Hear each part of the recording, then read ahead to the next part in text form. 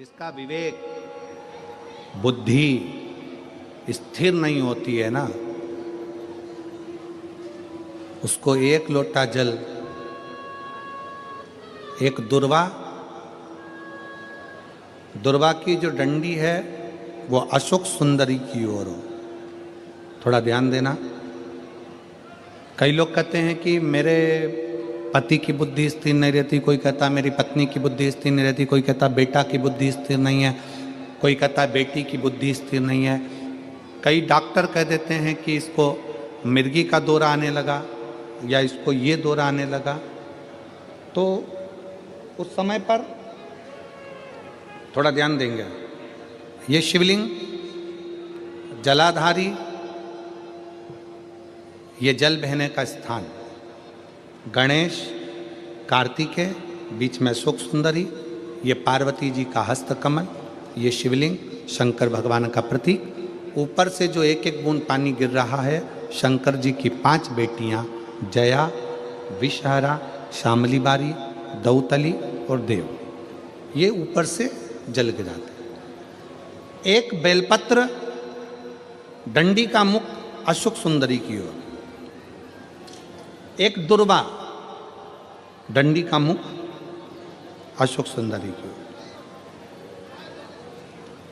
और जल चढ़ाने का स्थान 3।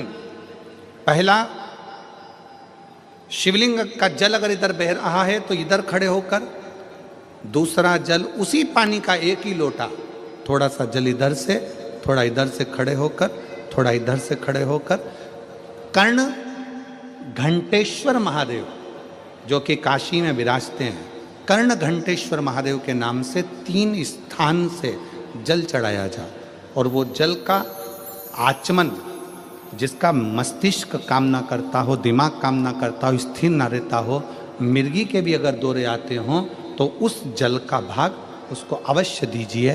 धीरे धीरे उसकी बुद्धि और विवेक काम करना चालू करेगा। और साथ में जो मिर्गी के दौरे आ रहे हैं, वो मिर्गी के दौरे भी, इसका एक प्रमाण आया, एक पत्र, इसमें एक पत्र पढ़ने के बाद में फिर आपको इसका वर्णन करेंगे। भारती हरि पवार में सूरत अड़ाजन, सूरत, अब तुम पढ़ के बता दो मेरे को क्या लिखा है जरा। अड़ाजन सही बोला है ना? फिर तो अपन भाई भाई हो गए, ठीक है। अड़ाजन, पालनपुर, जकात नाका, अड़ाजन, बिस्तौर की निवासी हूँ। बहुत बड़ा एड्रेस है दादा, ठीक है। मेरा मोबाइल नंबर ये है, कहीं बैठी हो तो हाथ हिला देना, अगर कहीं बैठी हो तो हाथ हिलाइएगा।